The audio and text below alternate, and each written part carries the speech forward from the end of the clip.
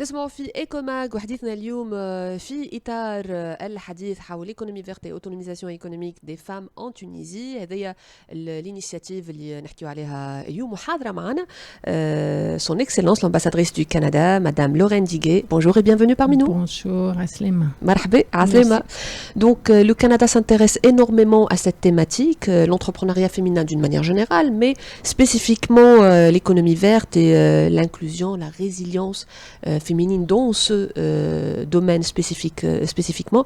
Alors on va commencer d'une manière générale à l'intérêt qu'accorde le Canada à l'entrepreneuriat féminin en Tunisie spécifiquement, mais d'une manière générale. Qu'est-ce qui fait que vous vous intéressez autant à cette thématique?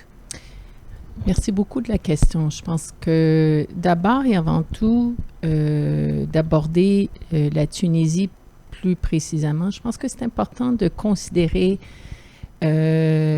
l'importance que nous accordons aux besoins d'autonomisation de la femme plus généralement et d'adresser les problèmes auxquels font face les femmes. Parce qu'avant qu'on peut commencer à parler d'entrepreneuriat, je pense qu'il faut constater le défi devant nous en termes d'égalité, en termes de l'impact, par exemple, des femmes, l'accès pour les femmes aux services de santé, les pouvoirs décisionnels des femmes à travers le monde. Je ne parle pas que de la Tunisie, je parle du Canada à travers tout le monde. Ces challenges-là auxquels font face les femmes, je pense qu'il faut d'abord et avant tout les considérer. Accès au pouvoir décisionnel, accès dans le cadre politique, l'impact des événements sur les femmes. Quand on parle de changement climatique, par exemple, c'est les femmes qui vivent cet impact plus que les hommes.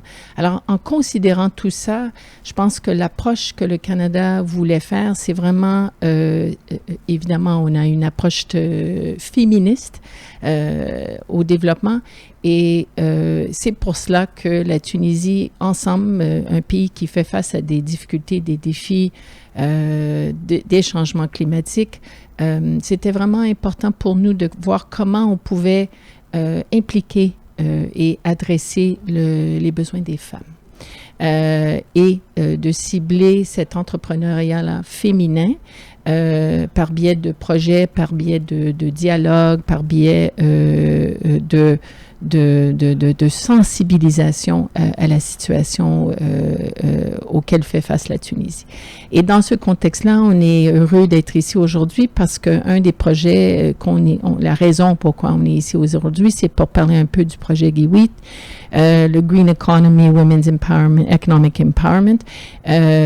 C'est un projet sur lequel on cherche à vraiment encourager la formation, la sensibilisation, accès à des opportunités innovatrices de financement, parce que le financement à la base, c'est un des plus grands défis, mais aussi de comprendre ce que c'est cette économie verte et qu'est-ce que ça veut dire pratiquement pour elle. Et comment les appuyer. Donc, ce projet-là qui a déjà démarré et qui continue encore quelques années, je pense, on voit déjà l'impact. Et aujourd'hui, c'était pour moi vraiment un plaisir de voir toutes ces femmes-là qui travaillent tellement fort à vraiment se lancer, mais aussi à réussir. Et c'est vraiment cette autonomisation-là qui est clé, je pense. Vous avez évoqué plusieurs points par rapport à l'entrepreneuriat féminin, aux défis que rencontrent ces femmes en Tunisie ou dans le monde d'une manière générale. Mais malgré tout cet effort à l'échelle internationale ou locale, il y a toujours des problèmes en fait. Et là, j'ai les chiffres officiels devant moi par rapport en ce qui concerne la Tunisie. Les femmes, elles représentent environ 28% des entrepreneurs, 28% uniquement des entrepreneurs en Tunisie, selon le Global Entrepreneurship Monitor. Seulement 4% par rapport à la thématique d'aujourd'hui, 4% des femmes entrepreneurs en Tunisie travaillent dans des secteurs liés aux technologies ou aux innovations vertes. Qu'est-ce qui explique en fait ces résultats malgré tous les efforts fournis? Je pense que c'est justement cette question-là sur laquelle se penche cette conférence aujourd'hui, c'est de voir comment, parce qu'on est conscient que malgré le fait qu'on a fait des progrès, il y a beaucoup de travail à faire encore. Et si on veut vraiment accélérer, croître cette participation, il faut vraiment y travailler ensemble de façon délibérée. On n'est pas seul. Le Canada, on est un petit pays, je dis ça, les gens rient parfois, mais c'est un petit pays en termes d'investissement et de taille, mais on est aussi un pays, je pense, qui, avec la Tunisie et avec beaucoup d'autres, cherche toujours à comment valoriser la participation de la femme. On n'est pas seul non plus parce qu'on travaille étroitement avec le gouvernement tunisien. Je pense par exemple au ministère de la Planification qui est ici, le ministère de l'Emploi. C'est vraiment avec eux, avec les Nations Unies, le PNUD et toutes les organisations et la société civile, on travaille ensemble pour essayer de assurer une horizontalité, une collaboration. Mais c'est effectivement un très, très, très gros défi parce que ces problèmes-là, on les vit, vous les vivez à tous les jours. Et ça prend des investissements quand même importants. Le COP, c'est en cours présentement. Ces discussions-là sont d'envergure mondiale. Et je pense que c'est justement comment est-ce que les pays qui sont tellement affectés par le changement climatique, qu'on peut les appuyer de façon prioritaire ensemble, et de deux, comment mettre à la base et prioriser la femme.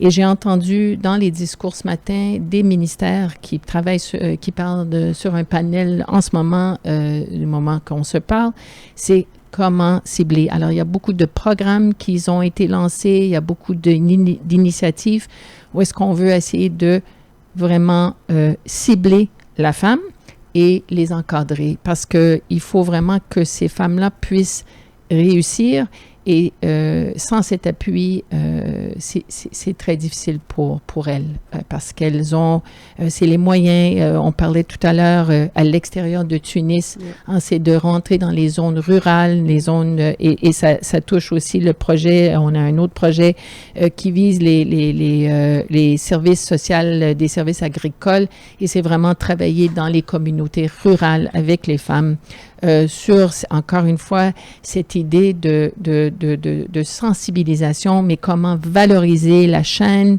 et aussi assurer un certain